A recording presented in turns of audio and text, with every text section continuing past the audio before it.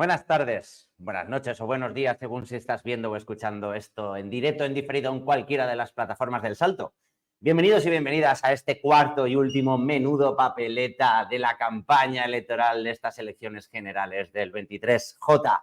Último programa en 3 semanas, claro está, a falta de esa noche electoral que como cada elecciones os tenemos preparados en el Salto. Estamos organizando una noche genial con un montón de amigos y amigas analistas, periodistas que van a venir a contarnos sus análisis, cómo vamos viendo los resultados y, por supuesto, con toda la información del recuento, toda la crónica de lo que ha pasado durante el día electoral, todos los datos, etcétera, desde las 8:30 el domingo. O sea que apuntarlo ahí bien en vuestras agendas, que a las 8:30 tenéis noche electoral, menuda papeleta especial con el Salto.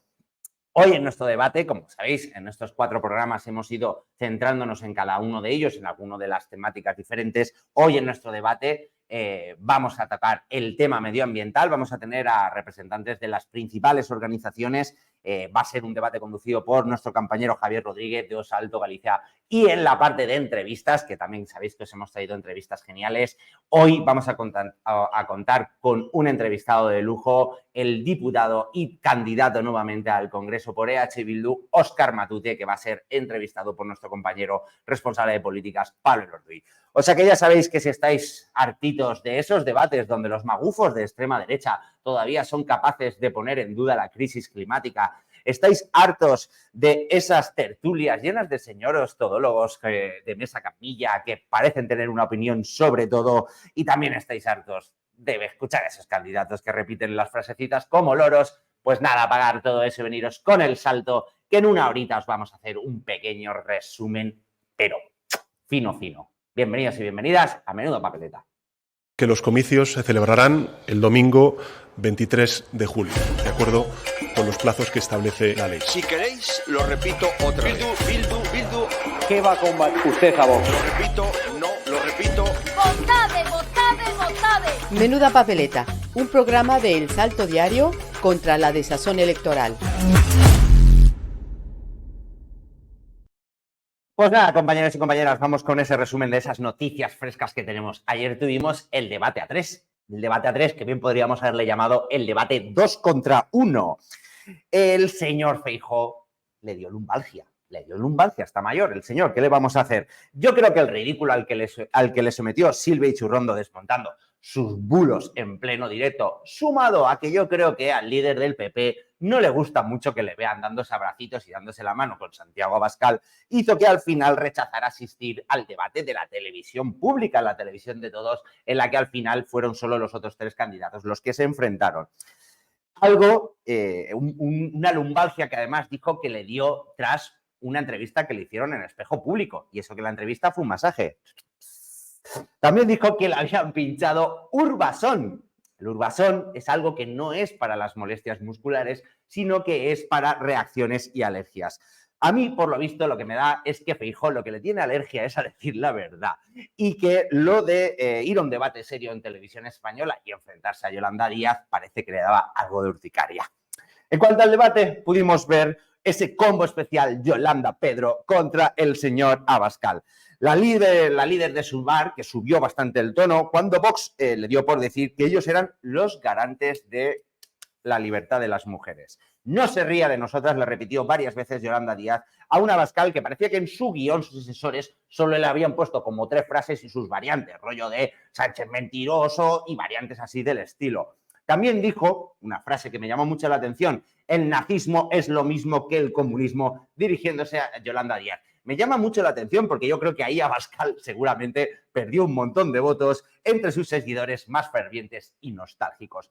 Pero también me parece que fue Yolanda Díaz la que perdió una gran oportunidad de contestarle algo así como: no, los nazis y los comunistas no somos iguales porque tú y yo no somos iguales.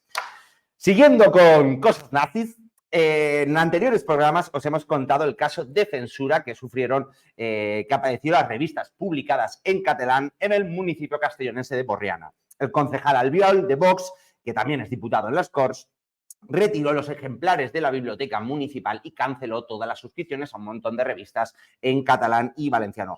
Además de censor, hemos conocido que este edil está siendo investigado judicialmente por destruir información confidencial que pertenecía a la empresa de seguridad para la que trabajaba. Qué cosas que vos siempre esté lleno de seguratas.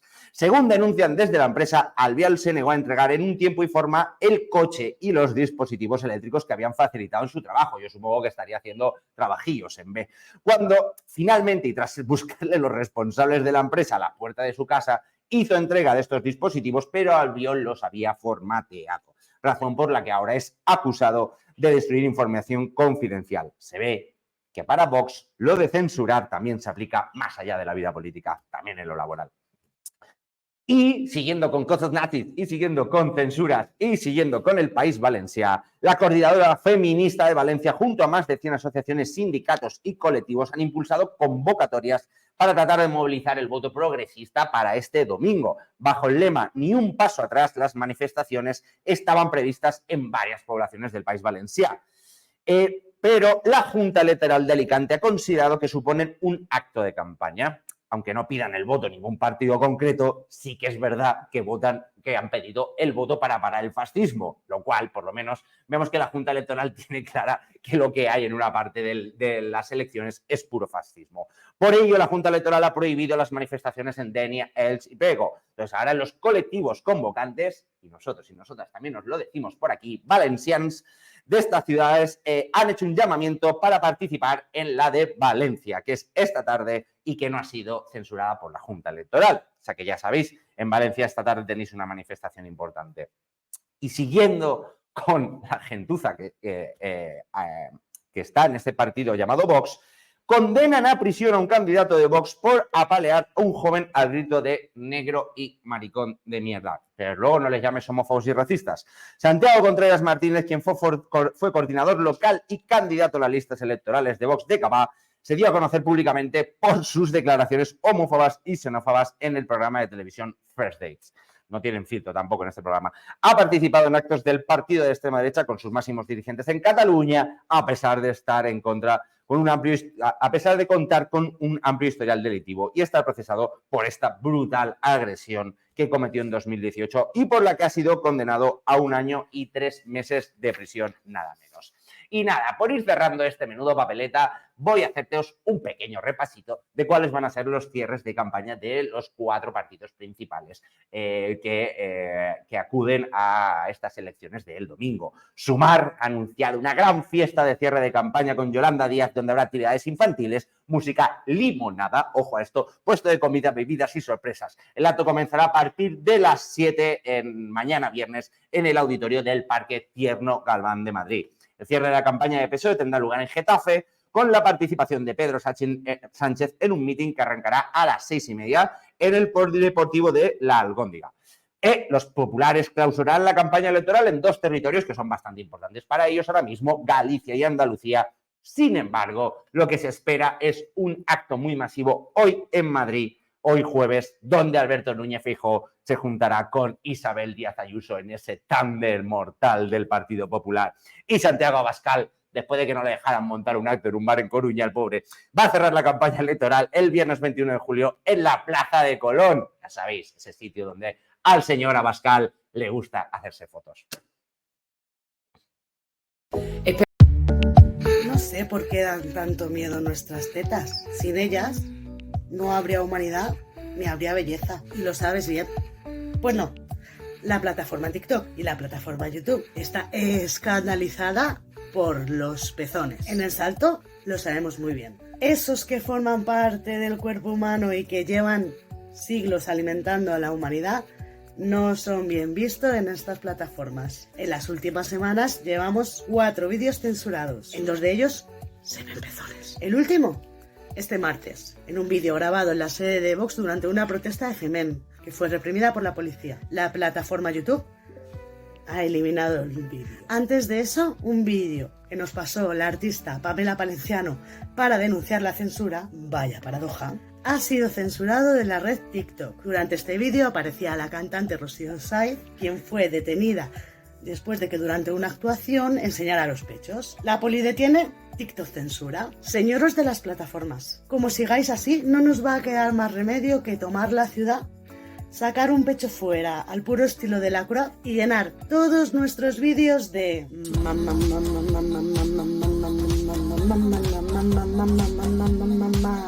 ¡Hala! ¡A la caza del pezón!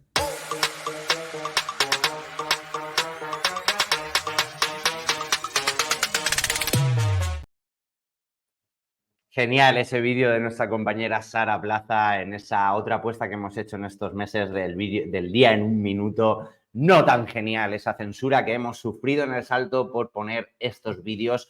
De hecho, YouTube nos ha cerrado la cuenta durante una semana. Cerrado quiero decir que no nos deja ni emitir ni subir nuevos vídeos. O sea que estos vídeos los tenemos que colgar en otras redes sociales porque YouTube nos ha censurado. Y de hecho, el domingo estamos buscando una alternativa. Hoy sabéis que estaríamos ahora mismo emitiendo en Twitch y en YouTube a la vez. Pero para el domingo estamos buscando una alternativa, que sabemos que hay gente que el tema Twitch no le gusta mucho. Estar atentos, por favor, estar atentas a nuestras redes sociales porque os anunciaremos el canal de YouTube y el canal de Twitch será el de siempre, en el que, como digo, tendremos esa noche electoral que os estamos preparando de lujazo, que empezará a las 8:30 de la tarde, que vamos a tener un montón de compañeros y compañeras. Estaremos Sara Plaza y yo precisamente conduciéndolo, pero van a participar un montón más de compañeros y compañeras del Salto y sobre todo amigos y amigas del Salto que van a venir a acompañarnos a hacer sus análisis políticos y vamos a tener toda la información en tiempo real para que podáis seguir el recuento desde aquí. O sea que ya sabéis, estáis hartos de pactómetros. Yo sé que estáis hartos de pactómetros.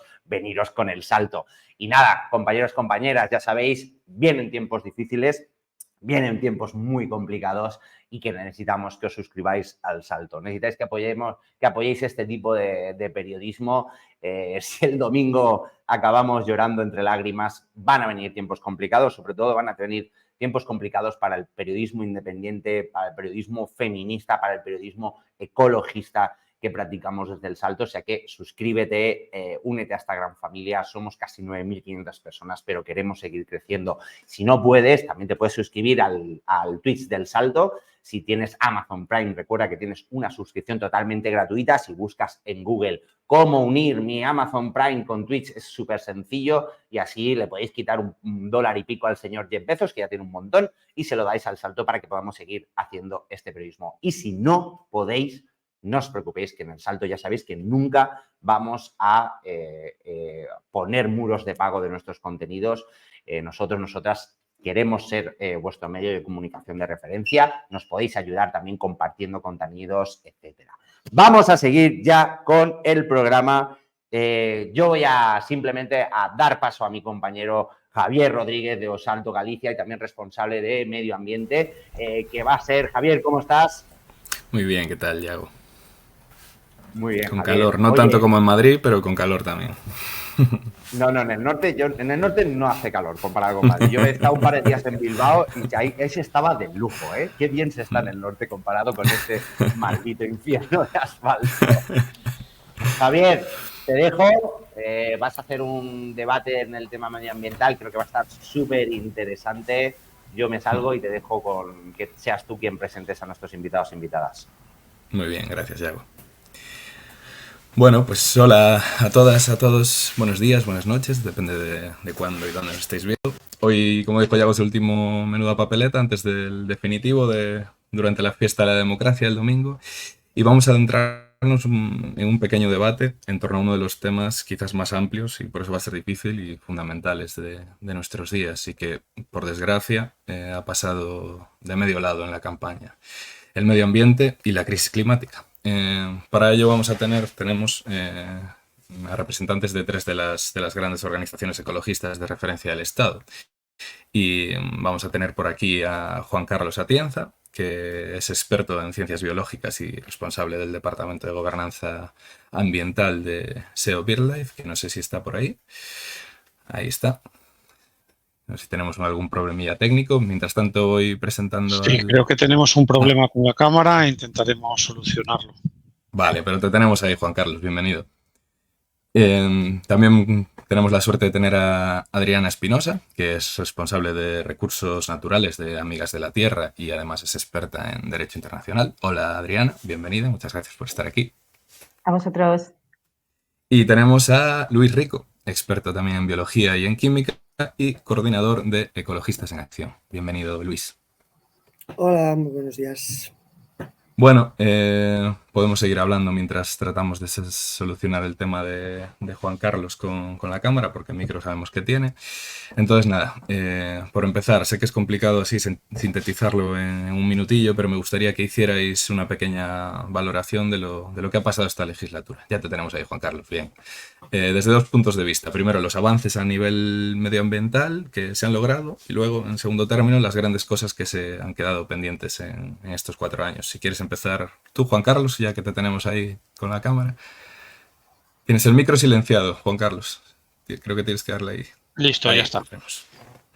Pues en realidad pues ha sido una legislatura, la verdad es que muy completa y con, yo creo que bastantes éxitos ambientales, sobre todo en la parte más climática, tal vez que la de biodiversidad, que sí que parece que va a quedar para la agenda de la siguiente legislatura, ¿no? Pero bueno, aún así tenemos muchas cosas. Una cosa que para nosotros en SEO ha sido muy importante es el gran apoyo del Gobierno de España al reconocimiento por parte de Naciones Unidas de el derecho a un medio ambiente limpio, sano y sostenible. Pero bueno, se ha aprobado el PNIEC, tenemos una ley de cambio climático, el papel de España en las COPs de cambio climático ha sido muy importante, por ejemplo, para no abandonar el 1,5 grados, ¿no? Por ejemplo, la salida cartada de energía. Bueno, tenemos bastantes cosas, ¿no? El apoyo a la aprobación del reglamento de restauración de la naturaleza, que va a ser muy importante para tal. ¿Qué nos ha quedado fuera? Pues eso, de biodiversidad, yo creo que es la agenda que se nos ha quedado más corta y luego también se ha quedado corto este gobierno en participación pública y es algo que tendrá que mejorarse en la siguiente legislatura. De hecho, la participación pública está siendo una de las claves para que se estén frenando un montón de proyectos de energía eólica en Galicia. Adriana, ¿te animas a hacer tu visión, tu valoración de esta legislatura? Sí, claro, gracias. Bueno, gracias por la invitación al programa, en primer lugar. Y bueno, coincido en términos generales con lo que ha dicho Juan Carlos y sí por añadir un par de puntos más, ¿no? Un avance, digamos, agridulce sería la Ley de Residuos y Suelos Contaminados y otras medidas que se han adoptado para combatir la contaminación por plástico, que, bueno, son medidas que venían impuestas por la Unión Europea, o sea, que había que adoptar igualmente, pero que en algunas cosas se ha ido un poco más allá y en otras cosas se ha quedado corta, ¿no? Luego, en tema de transición energética, como decía Juan Carlos, han hecho muchísimas cosas. Yo creo que se ha quedado pendiente avanzar en la democratización del modelo energético, en luchar contra el oligopolio. Sé que es una tarea muy complicada, pero bueno, ahí teníamos, por ejemplo, una herramienta que es bastante crucial en este sentido, como son las comunidades energéticas, y que ahí pues nos hemos quedado con el camino a medio recorrer, que no se le da el peso necesario, ¿no? Y luego también dos cosas más que han quedado, en nuestra opinión, bastante en el cajón o pendientes. Una sería la urgente reforma del modelo agroalimentario, o sea, tenemos un modelo que está basado en los monocultivos, en los pesticidas, en la explotación de las personas y de los animales, ¿no? Y que, bueno, hace falta cambiar hacia ese modelo de agroecología, ¿no? Y de soberanía alimentaria. Y otra cosa que se ha quedado en el cajón, por mencionar, es la reforma de la ley de minas, que estaba anunciada y que, bueno, tenemos que tener en cuenta que tenemos una ley que es franquista, que es una de las más obsoletas de toda Europa y que, por tanto, tenemos una situación en que, lo sabrás muy bien, por Galicia, la minería deja impactos socioambientales brutales, ¿no? Entonces, bueno, es necesario abordar esta reforma de la ley pues cuanto antes también.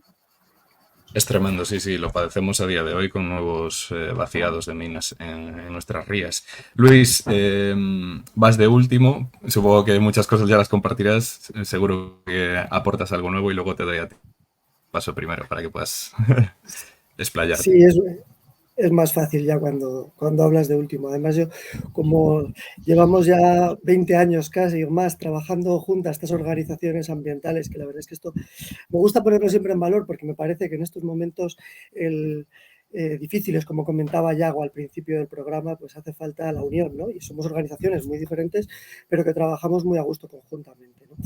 Y bueno, yo creo que también estoy muy de acuerdo con lo que han dicho antes. También a veces depende de desde dónde se mira, ¿no? Yo creo que una cosa que hemos dicho desde las organizaciones ambientales y ecologistas en acción es que para el momento en el que estamos hace falta más ambición, ¿no? Entonces esos avances que indudablemente se han dado, bueno, pues también a veces nos ha parecido que dentro de la dificultad había que haber apretado más porque realmente estamos en una crisis sin precedentes y yo creo que como hablaremos luego esto tiene enormes consecuencias también sociales.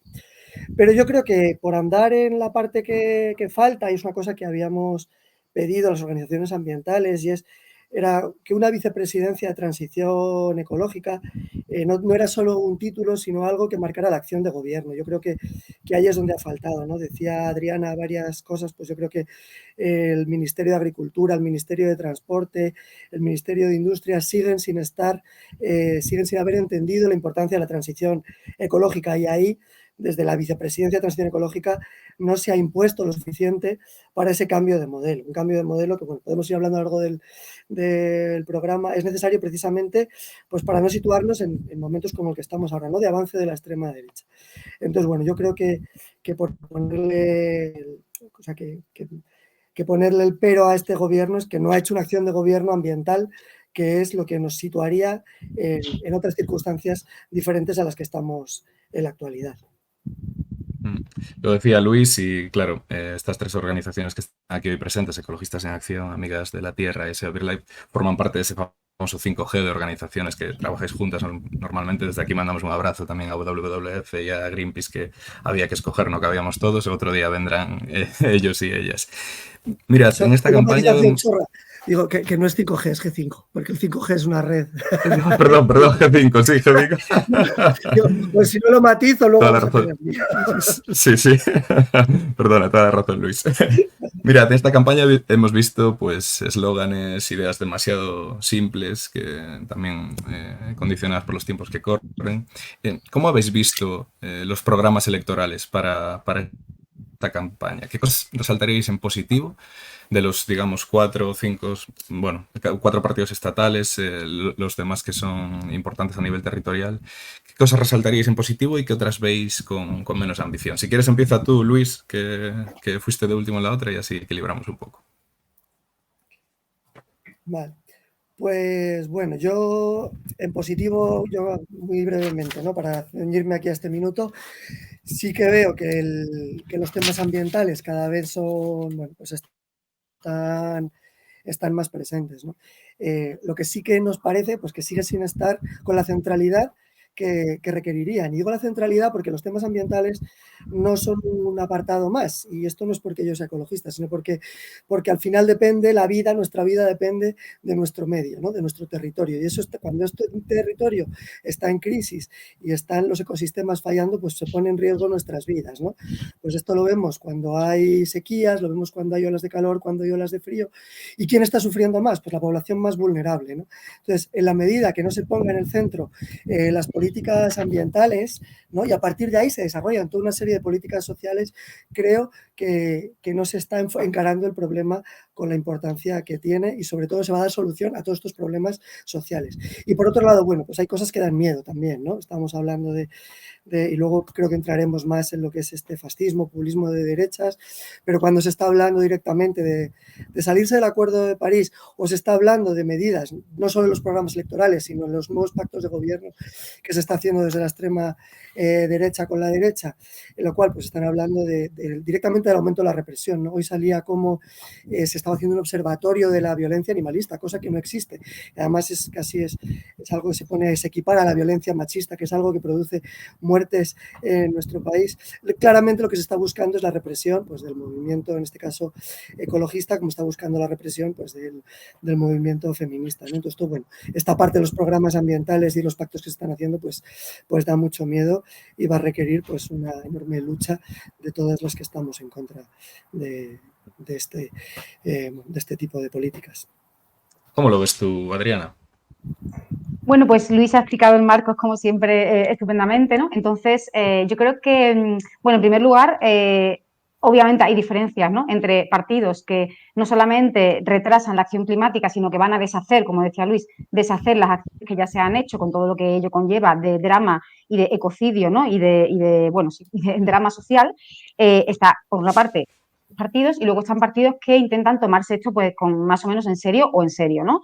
Entonces, bueno, yo sí que vemos medidas positivas tanto en el programa del PSOE como en el programa de Sumar, ¿no? Temas de fiscalidad, temas de, por ejemplo, avanzar en el tren de cercanías, recuperar el tren nocturno, poner impuestos a las industrias más contaminantes, ¿no?, para implementar ese quien contamina paga, ¿no?, y que sean las contaminantes y además las que se lucran con la contaminación las que paguen con los costes, y para además así intentar desincentivar este tipo de comportamientos. Y bueno, por lo tanto vemos algunas cosas, ¿no?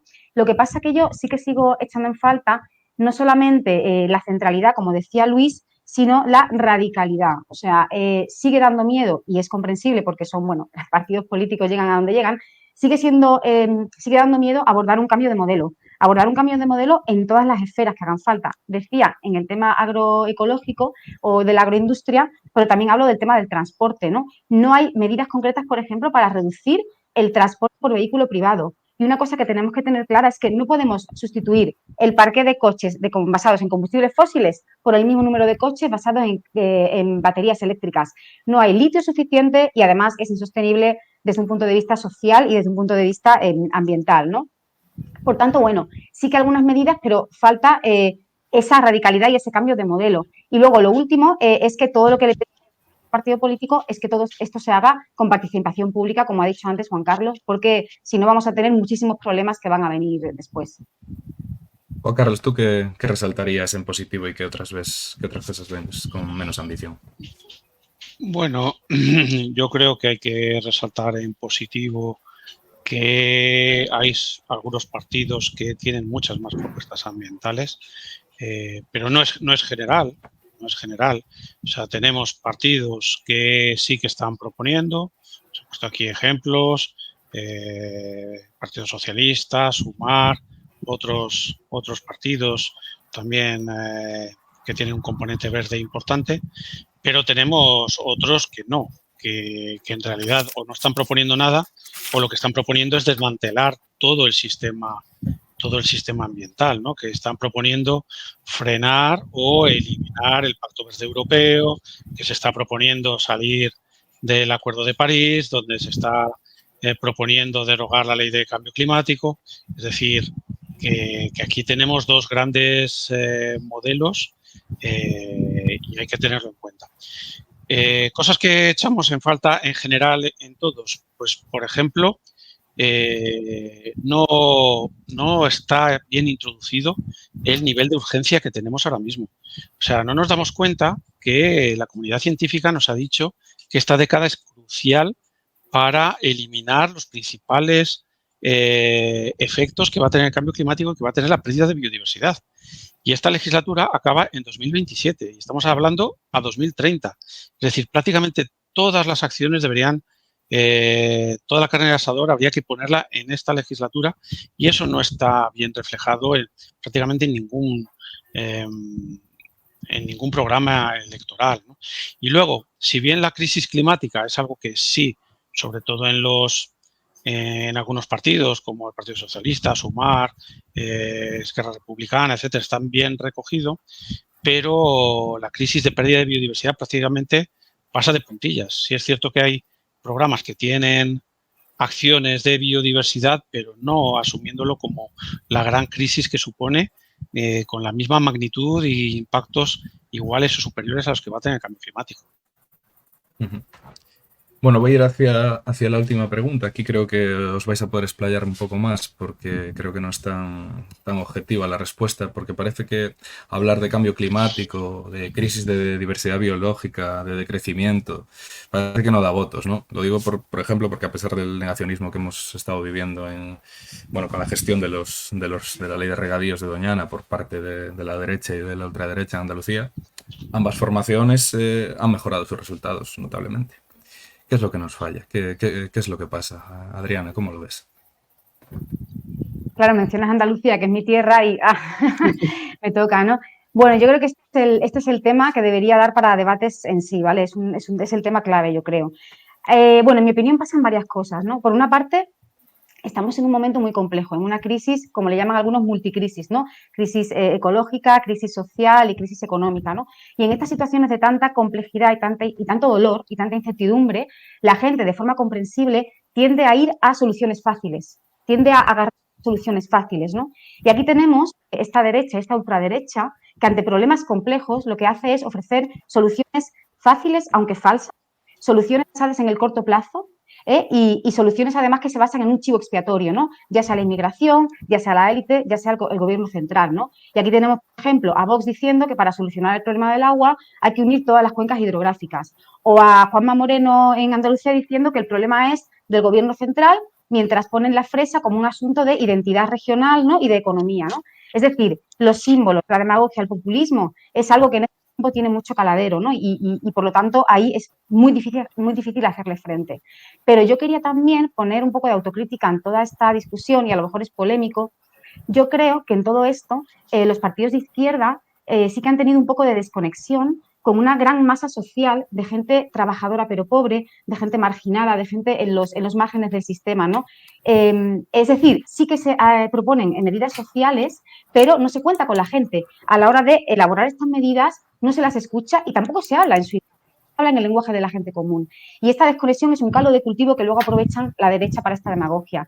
Entonces, yo creo que tenemos que adoptar todo este marco al tema medioambiental. Tenemos que hablar mucho más de lo que es el impacto social de las políticas y de la crisis ecológica, que afecta al hambre, a la salud, afecta a la vida, ¿no? Llevar esa centralidad hacia los problemas cotidianos de la gente y conectarlo con las crisis ecológicas, ¿no? Y también tenemos que contar con la gente a la hora de elaborar, diseñar e implementar estas políticas públicas. Preguntarle a la gente, ¿qué opináis sobre la implantación de las renovables? ¿Qué opináis sobre las minas que se van a abrir para producir baterías para el coche eléctrico? ¿Cómo se afecta la pobreza energética en las barriadas de Sevilla, mi tierra, y en otros sitios, ¿no? Es decir, ya como corolario, creo que tenemos que intentar cerrar el caldo de cultivo lo máximo posible a la extrema derecha, haciendo política ambiental con la gente, y también para que estas políticas de transición ecológica y energética sean justas y sean sostenibles, ¿no? Y sean aceptadas y no se vean como una carga más a todo lo que la gente tiene que sufrir, ¿no? Juan Carlos, ¿tú qué crees?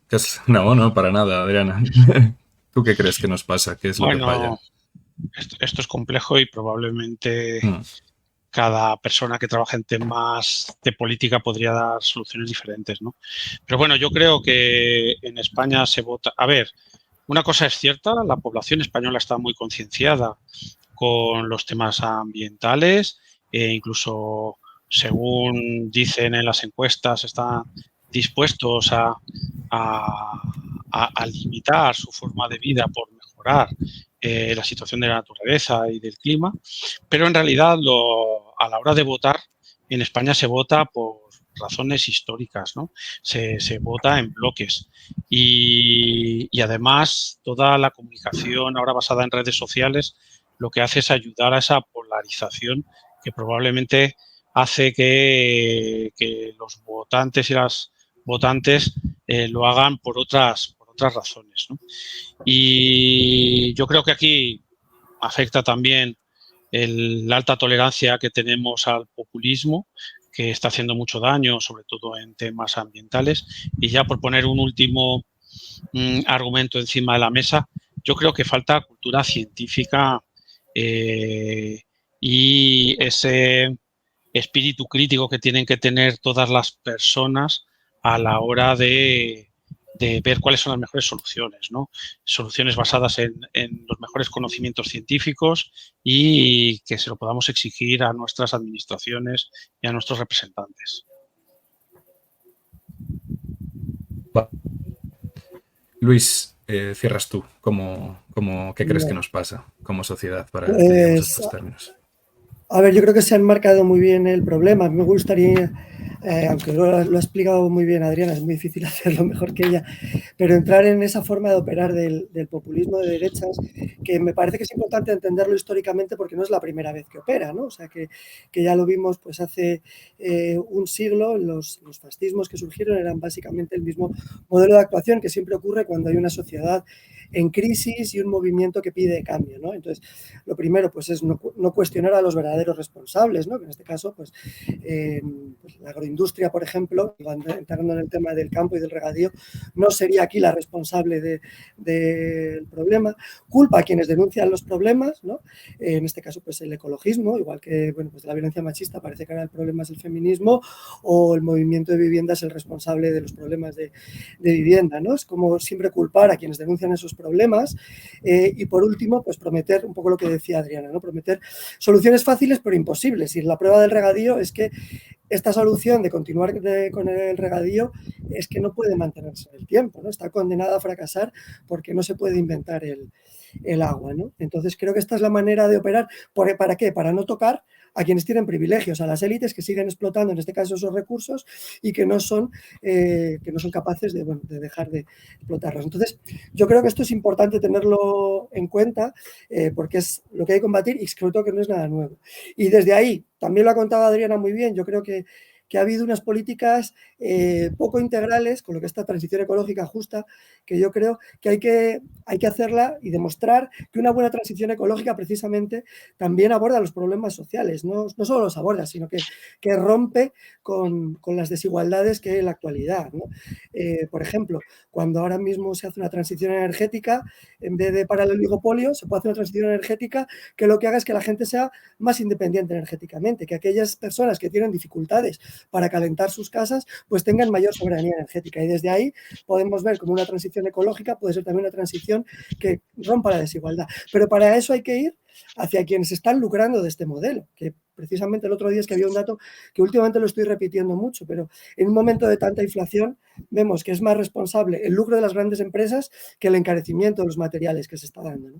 Entonces, en la medida que no se haga esta política más integral, cual, como decíamos al principio, los problemas ambientales sean la base de cambiarlo todo y también de transformar los problemas sociales, en la medida que no hagamos eso, pues vamos a crear un caldo de cultivo en el cual, bueno, pues desde la gente que no pueda acceder a energía limpia, que no pueda acceder a transporte público, bueno, pues se va a enfadar y bueno, pues va a ser más fácil que sean cooptados por este populismo de derechas. Pues la verdad es que habéis aportado un montón de ideas, un montón de cosas en positivo, también críticas constructivas en este poquito tiempo que tenemos, pero porque esto daría para hacer varios monográficos, como sabéis vosotros mejor que yo. Gracias a los tres, gracias Luis, gracias Adriana, gracias Juan Carlos, gracias a todas las personas que nos habéis seguido. Hemos intentado sintetizarlo en unos pocos minutos, algo tan extremadamente complejo, ¿no? Como son los retos de la crisis climática. Os dejo ahora con Yago Álvarez, que vuelve a presentar el programa. Gracias por seguirnos y nos vemos el domingo. Que los comicios se celebrarán el domingo 23 de julio, de acuerdo con los plazos que establece la ley. Si queréis, lo repito otra vez. Bildu. ¿Qué va a combatir usted a voz? Lo repito, no, lo repito. ¡Votade!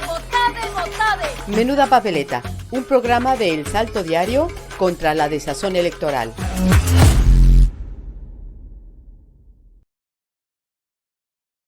Debate de carácter medioambiental, un tema que por lo menos desde El Salto pensamos que debería ser totalmente transversal. Yo creo que ha estado muy interesante algunas de las principales organizaciones ecologistas y medioambientalistas de este estado, o sea que creo que ha sido muy, muy, muy interesante. Y os dejamos con la entrevista, con esa entrevista que tenemos en este último programa. Os voy a dejar en breve con mi compañero Pablo Elordi, que va a entrevistar a Óscar Matute de H. Bildu, diputado en el Congreso y también candidato a repetir en el Congreso de los Diputados. Nada, una pausita y vuelve con Pablo Elordi.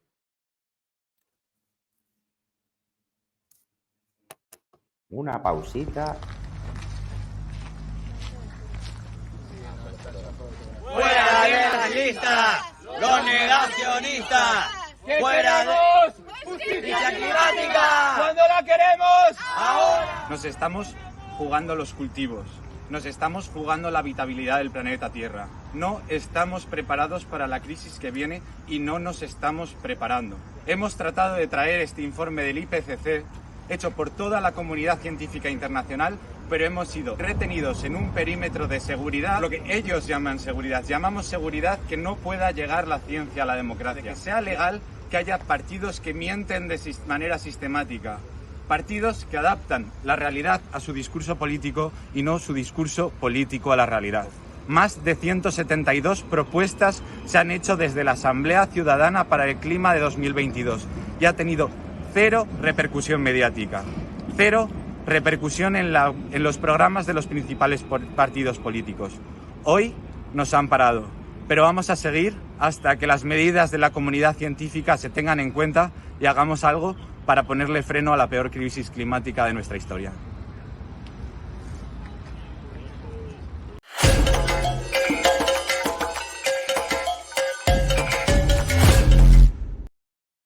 Pues muy buenas, hola, soy Pablo Elorduy.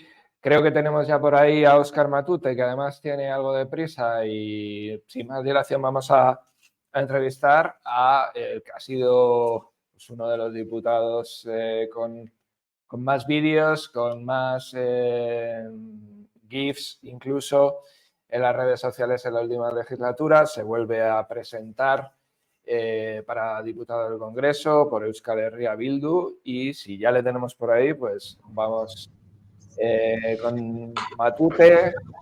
Muy buenos días. ¿Qué tal, Óscar? ¿Cómo estás? Buenos días. Bien, aquí, ajetreado, en esto que viene a ser la campaña. Muy bien. Vienes de un debate. ¿Qué tipo de debate? ¿Es un debate en el que se habla de lo que estamos acostumbrados a oír por aquí, del que te vote chapote, de los marcos de la derecha, o es un debate en el que podéis hablar más de Euskal Herria, que es el territorio de referencia para vosotros? Bueno, yo creo que es un debate en el que esos marcos que tú señalabas tan usados en el Estado no tienen cabida, porque sería situarte de espaldas a la sociedad a la que le estás dirigiendo tu mensaje en ese debate. Era un debate de un periódico, el periódico de más difusión de Vizcaya, que es el Correo, el Grupo Vocento, y era un debate para gente de Vizcaya. Entonces, esa parte evidentemente no ha entrado. Sería curioso que se pudiera ver para que se viera la diferencia de trato con, por ejemplo, de Televisión Española, algunos partidos hacia H. Bildu. Pero bueno, luego también es verdad que en cualquier caso sí que de lo que nos abstraen, por lo menos los partidos que se presentan en el ámbito estatal, es un poco de plantearlo esto como una especie de ticket o duelo al sol en Oque y Corral entre Feijóo y Pedro Sánchez. Pero bueno, yo creo que ahí, pues por el peso y pujanza tanto del soberanismo de izquierdas a través de Euskal Herria Bildu, como también el que tiene, digamos, el nacionalismo más conservador del Partido Nacionalista Vasco, pues también conseguimos un poco inclinarlo hacia un debate que intente dar respuestas a las diferentes realidades y problemas que tiene la sociedad de Vizcaya, que muchos son parecidos a los de la sociedad española, pero hay otros que no son inherentes o propios, claro. Hay una cuestión ahí de este duelo que decías que se está planteando en términos agónicos. Yo no sé si tú ves estos términos agónicos con la llegada de, así digamos por simplificar, de un Abascal a la vicepresidencia, un Ortega Smith al Ministerio de Interior. Yo no sé si tú ves esta campaña diferente a los demás por esta posibilidad de que la extrema derecha entre en los cuadros de mando del gobierno, y si estamos ante una alerta con esto, o crees que hay que suavizar estos discursos que también pueden ser contraproducentes porque generan miedo y no otras cosas. Bueno, sí, varias cosas a bote pronto.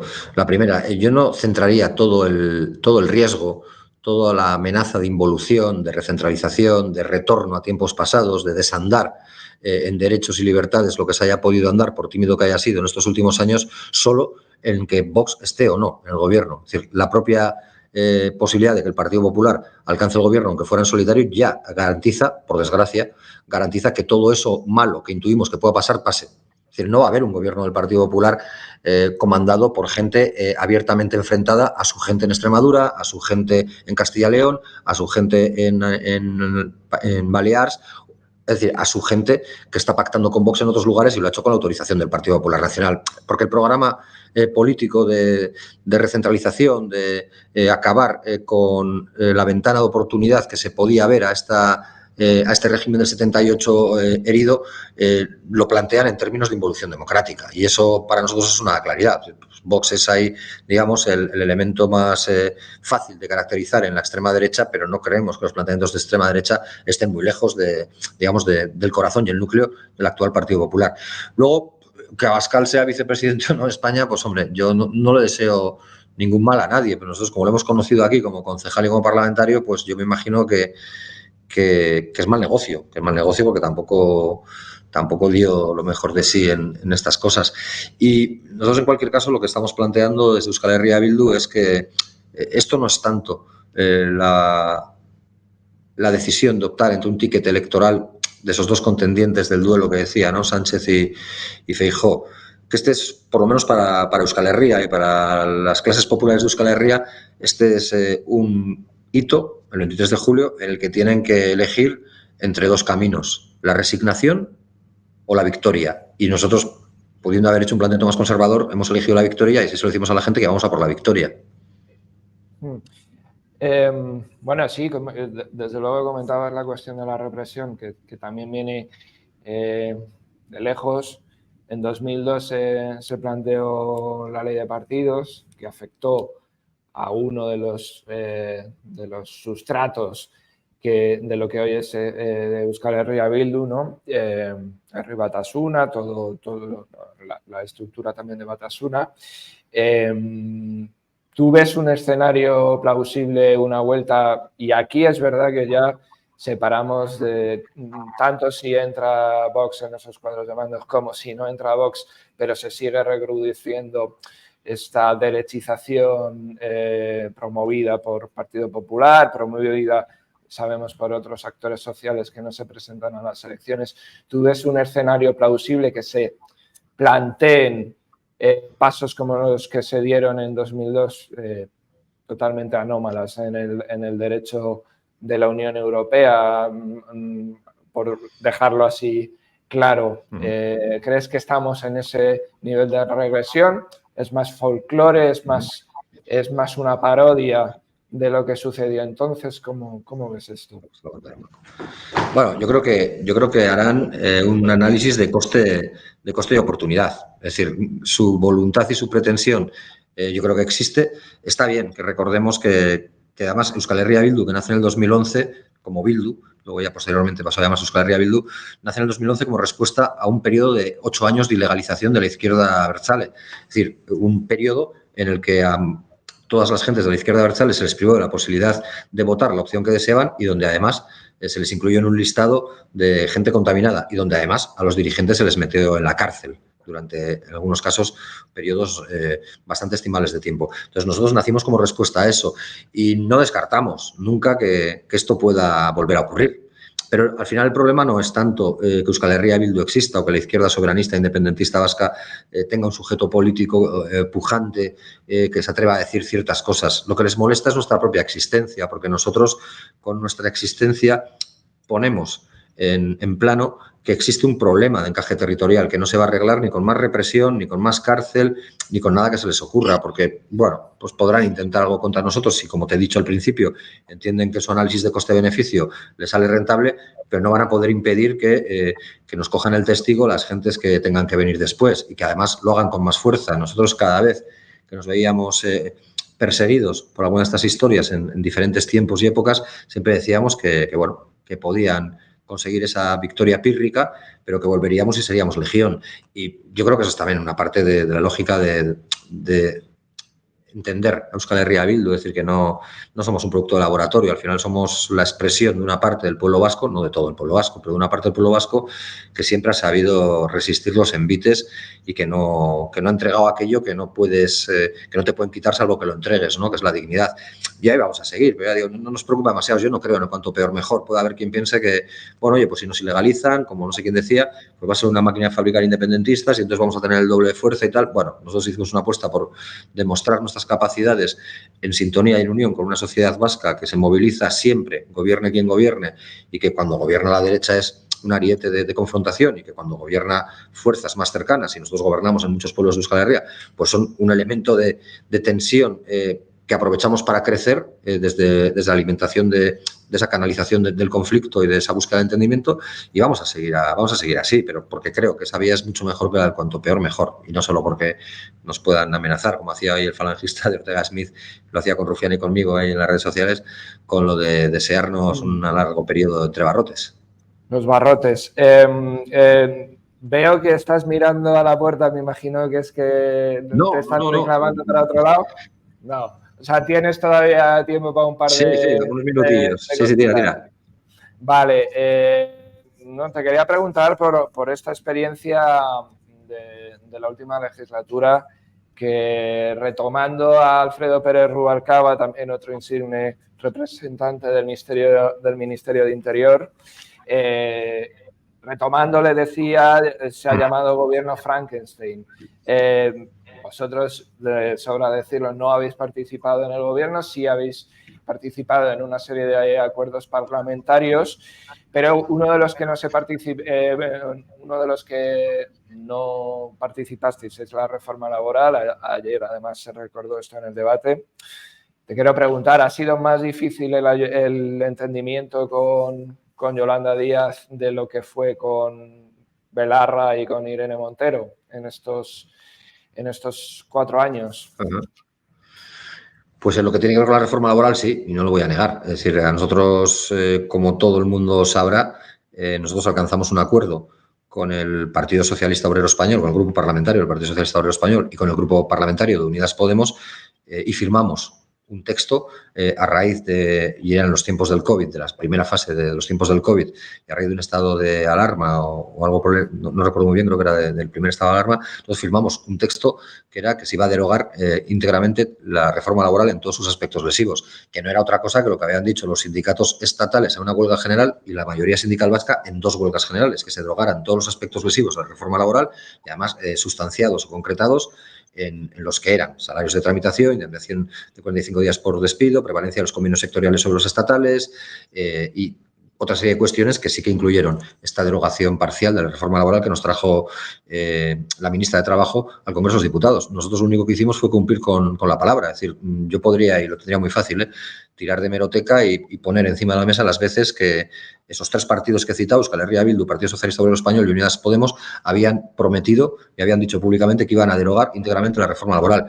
Nosotros cumplimos la palabra. Siempre decimos que seguramente esto no es nada exclusivo del pueblo vasco y no quiero que parezca un acto de chauvinismo estúpido, pero por lo menos para nosotros la palabra tiene valor. Y si nosotros dimos la palabra a la sociedad vasca de que íbamos a derogar todos los aspectos lesivos de la reforma laboral y si además comprometimos nuestra palabra en un acuerdo firmado con las 2 fuerzas de gobierno para derogar la reforma laboral, lo que no entendíamos es que se nos presentara un texto cerrado que no podíamos tocar ni una coma, y así se nos dijo, donde no podíamos intentar empujar, como hemos hecho en el resto de leyes y decretos, intentar empujar el texto hacia posiciones de mayor refuerzo de las tesis de izquierda y que teníamos que comerlo como estaba porque venía de la mesa de diálogo social. Bueno, pues eso no es parte de lo que a nosotros nos toca. Nosotros no estamos ahí para bendecir ni pontificar a la mesa de diálogo social sin tener por eso que desdeñarla, pero no es nuestro papel. Y yo creo que el tiempo pues nos ha señalado que hicimos lo correcto.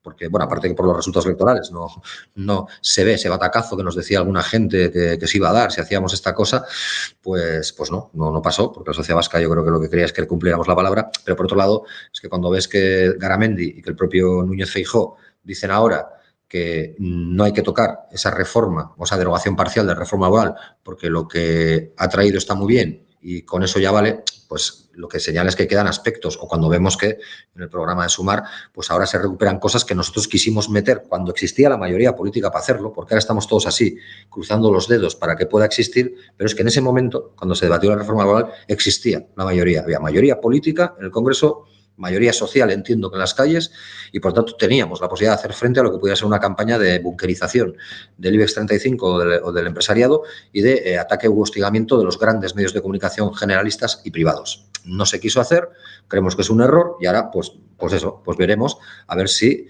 podemos ir avanzando en la senda de lo que queda por hacer.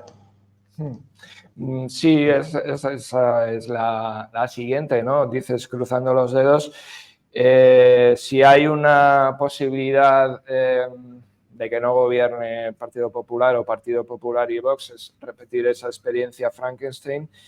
¿Cuáles son vuestras prioridades? ¿Qué se pone encima de la mesa como condición sine qua non por parte de Euskal Herria Bildu para una investidura tan compleja como la que sería, según están dando todas las encuestas, y ya fue, de hecho, en la legislatura pasada?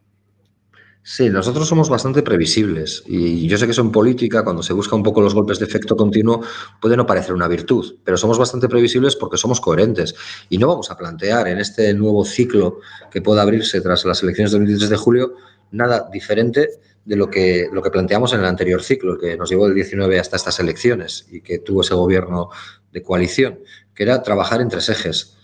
Y lo decimos desde nuestra posición de una izquierda soberanista independentista como la nuestra, que lo que quiere es, en un horizonte claro, construir una república vasca, libre y soberana, de hombres y mujeres libres iguales. Pero en el mientras tanto, como se ha dicho muchas veces en la izquierda, en el mientras tanto, nosotros lo que queremos es trabajar en tres ejes. Esos tres ejes, porque sabemos que el 24 de julio no vamos a dormirnos dentro del Estado español y nos vamos a despertar fuera del Estado español. Sabemos que no hay día D y hora H y que hay que trabajar en un proceso de acumulación de fuerzas en clave mayoritaria y sin perjuicio de los derechos de la clase trabajadora ni vasca ni del Estado español en su conjunto. Lo que vamos a trabajar son tres ejes. Uno primero, como te decía, de recuperación de espacios de libertad, derechos y dignidad para todas las personas en todos los lugares, es decir, una vía claramente inspirada en la profundización de los derechos sociales y en las libertades. Una segunda vía que tiene que ver con afianzar y contribuir a afianzar el proceso de normalización política a través de la generación de un marco de convivencia estable en nuestro país. Hemos superado una etapa que fue dramática y duró mucho en nuestro país y todavía quedan ahí heridas abiertas y nosotros tenemos toda la voluntad del mundo a que se vayan cicatrizando o cerrando para que haya garantías de no repetición y para que absolutamente todos los agentes que interactuamos en Euskal Herria aceptemos las vías políticas pacíficas y democráticas como horizonte de trabajo. Y una tercera que tiene que ver con la plurinacionalidad, que yo creo que es a la que más le cuesta a cualquier partido español.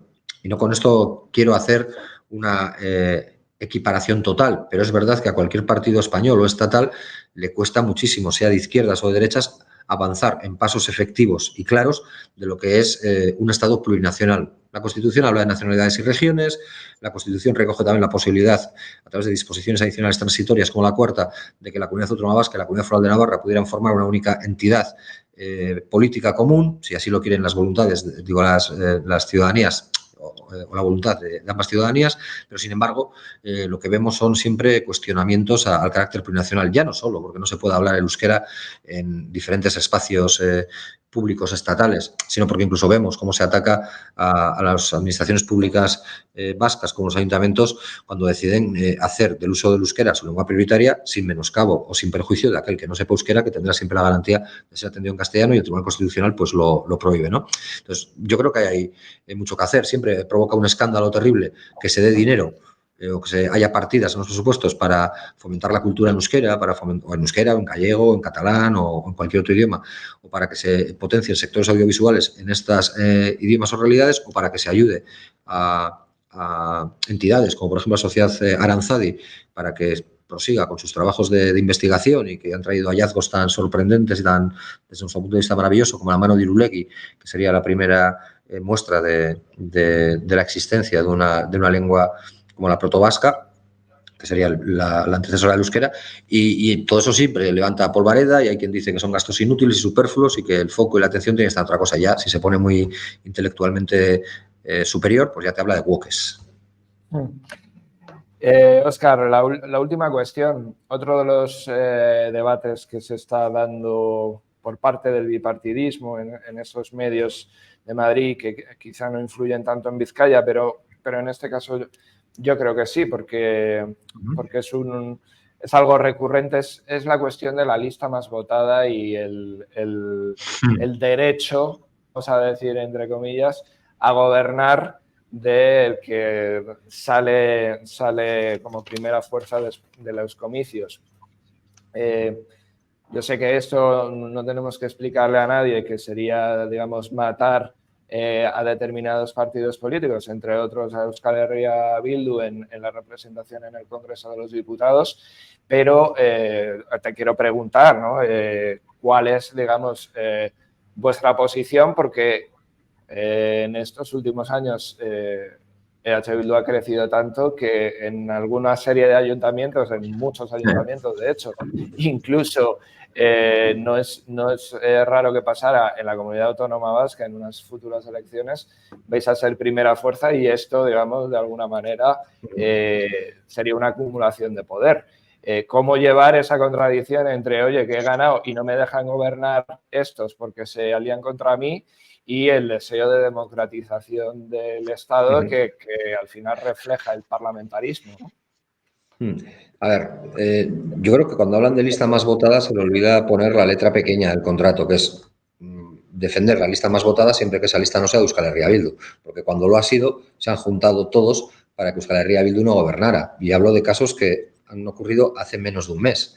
En Durango fuimos la lista más votada, con mucha diferencia sobre el resto, pero el Partido Nacionalista Vasco, el Partido Socialista de Euskadi y el Partido Popular se unieron para arrebatar la posibilidad de renovar la alcaldía a Euskal Herria Bildu con Podemos, o con la expresión de Podemos en Durango. En Guipúzcoa fuimos la lista más votada en el territorio, con bastante diferencia, pero el Partido Nacionalista Vasco, el Partido Socialista de Euskadi y Partido Popular se unieron para derrocar una posibilidad de gobierno en minoría de Euskal Herria Bildu con Podemos.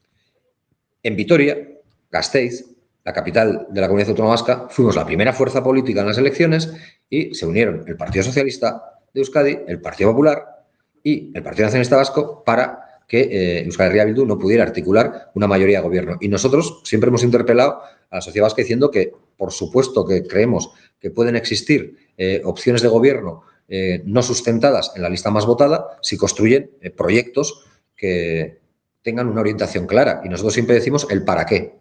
Y nosotros hemos ofrecido acuerdos de gobierno al Partido Socialista y hemos ofrecido acuerdos de gobierno al Partido Popular, al Partido Popular no, nunca, a Podemos, y hemos ofrecido incluso, en algunos casos, acuerdos al Partido Nacionalista Vasco con tal de que no gobernara el Partido Popular, porque siempre hemos sido también muy explícitos con eso. Nuestros votos no iban a servir ni por activa ni por pasiva para que el Partido Popular recuperara espacios de poder en ningún ámbito, por muy pequeñito que fuera, por muy casual y circunstancial que fuera, de la Comunidad Autónoma Vasca. Ni pueblos, ni instituciones de ningún otro tipo. Y en esas vamos a seguir. Y por eso nosotros, en ese debate, nos parece que lo que se mide pues es un cierto punto de hipocresía, pero no solo del Partido Popular, de todos. No nos sentimos interpelados por esa historia porque sabemos que cuando nosotros somos quienes se podrían beneficiar de eso, no toca, y cuando algunos ven amenazado su poder durante décadas, pues son capaces de pactar con cualquiera, aunque luego lleguen otras elecciones como las del 23 de julio y tengan que presentarse como abiertamente antagonistas. Pero bueno, no es nuestro caso. O sea, somos antagonistas con el Partido Popular antes del 28 de mayo, con los resultados del 28 de mayo, con la constitución de los ayuntamientos derivados del 28 de mayo, y seguimos siendo antagonistas el 23 de julio y lo seguiremos siendo siempre porque representamos dos modelos de ver nuestro país y la sociedad que vertebra a nuestro país absolutamente diferentes. Ellos se deben a unos intereses y son los de las clases dominantes, y nosotros a unos principios y a unos derechos para las clases populares. Muy bien, Óscar, pues muchas gracias por estar con nosotros y nada, esperemos desde aquí que a partir del 23 de julio, el 24 de julio, pues la extrema derecha no llegue a las instituciones y se pueda llegar a una mayor democratización del Estado y, por supuesto, también a una mayor democratización de todos sus territorios, que yo creo que es el proyecto que ahora mismo tenéis en EH Bildu. Sí, a mí, si me permites, Pablo, una última reflexión. Yo creo que la mejor manera de que la extrema derecha no llegue primero a las instituciones y después, o como paso siguiente, al poder, es que no llegue a dominar la calle, es que no llegue a hacerse con la calle. Y para que eso no suceda, lo que hace falta son movimientos y sindicatos y asociaciones de izquierdas que disputen el territorio de la calle y que sean capaces de levantar un marco de desde la sociedad que haga imposible que sus agendas del odio y de la persecución del disidente y del diferente pues se hagan eco.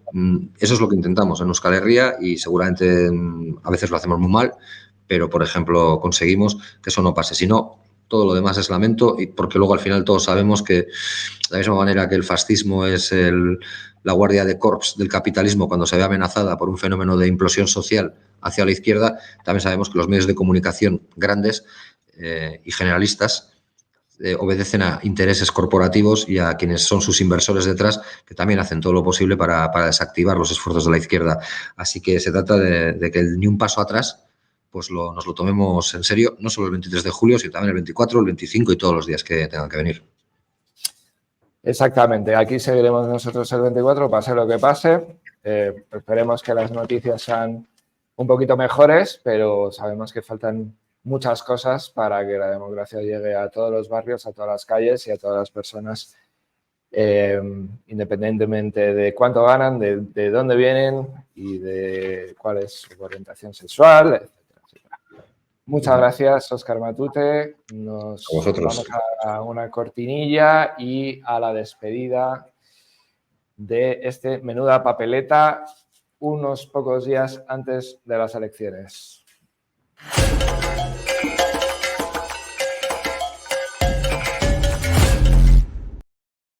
Si dice no, es no. Si dice que quizás luego, es no. Si no dice nada, es no. Hoy vamos a jugar. ¿Qué institución ha escrito este tuit? A. El Ministerio de Igualdad. B. El Parlamento Europeo. O C. La Organización Mundial de Charos Feminazis. Si has respondido B, enhorabuena, la respuesta es correcta y te has ganado un gallifante. Porque el Parlamento Europeo ha dado el visto bueno a un informe aprobado por las Comisiones de Justicia e Igualdad que define el consentimiento positivo. Uy, a mí esto me suena. El informe también pide normas más duras contra el ciberacoso, apoyo a víctimas sin necesidad de denuncia y normalizar los centros de crisis.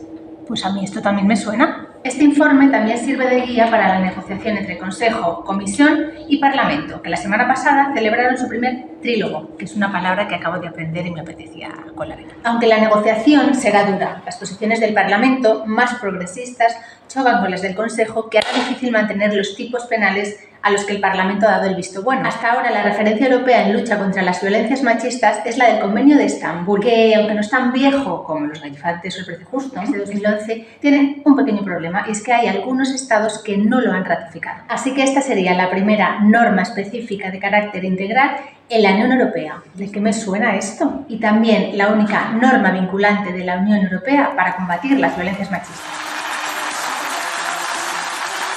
Así es el precio justo, así se gana el precio justo. Compañeros y compañeras, me toca cerrar este último Menuda Papeleta, la Summer Edition, la Hot Summer Edition que hemos hecho para hacer un seguimiento de la campaña y para traeros esos temas transversales que para nosotros y nosotras creemos que han sido muy importantes: economía, vivienda, fiscalidad. Hemos hablado de feminismo, hemos hablado de ecologismo, hemos hablado de el voto migrante y sus derechos, etcétera. Acabamos, pero no sin antes recordaros, por supuesto, que aún nos queda la grandísima noche electoral. Desde las 8:30 vamos a estar aquí, lo vamos a conducir en esta ocasión un servidor y la compañera Sara Plaza. Vamos a llevar el programa.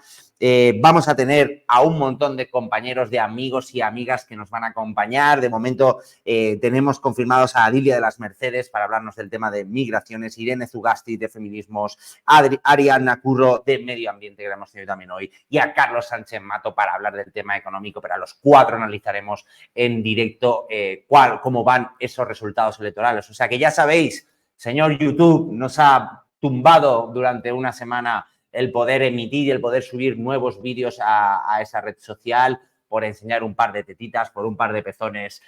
Así está la cosa en el mundo. O sea que estar muy atentos y atentas a las redes sociales, porque anunciaremos otro canal de YouTube en el que emitiremos, pero ya sabéis que también podéis estar aquí en el canal de Twitch. También aprovecho para darle las gracias a Kailek, que se ha suscrito. Muchísimas gracias, ha suscrito al canal de Twitch. Y recordar, os lo recuerdo una vez más, este periodismo independiente se mantiene gracias a vuestras suscripciones, gracias a esas 9.500 personas que apoyan este proyecto y este periodismo y que además hay muchas probabilidades que a partir del domingo os necesitemos más todavía. Me voy a quedar, para acabar este último Menuda Papeleta, con esa grandísima reflexión que ha hecho Óscar Matute, ¿no? Con eso que ha acabado la entrevista, que la verdad es que creo que debe ser un mensaje que tenemos que interiorizar mucho, ¿no? Hay que volver a las calles, hay que volver a ganar esos espacios, no hay que darle ni un centímetro al fascismo. Sindicatos, organizaciones, plataformas ciudadanos, movimientos sociales, centros sociales ocupados. Hay que volver ahí, hay que volver a estar, hay que volver a organizarse y al fascismo no hay que darle ni un centímetro. Nos vemos el domingo a las 8:30. Menuda Papeleta. Nuestro objetivo siempre ha sido el mismo. Tener un medio propio e independiente que contribuya a la construcción de un mundo mejor, más libre y más justo. Mantenemos viva la idea de que es posible hacer periodismo de otra manera. De que la igualdad, la libertad y el apoyo mutuo son ideas que no se perderán mientras haya quien luche por ellas. Ahora que el futuro se ve borroso, es fundamental contar con medios propios y luchar por ellos. Hay demasiadas cosas en juego. Lucha por tus propios medios. El Salto, tu medio. El Salto, tu medio.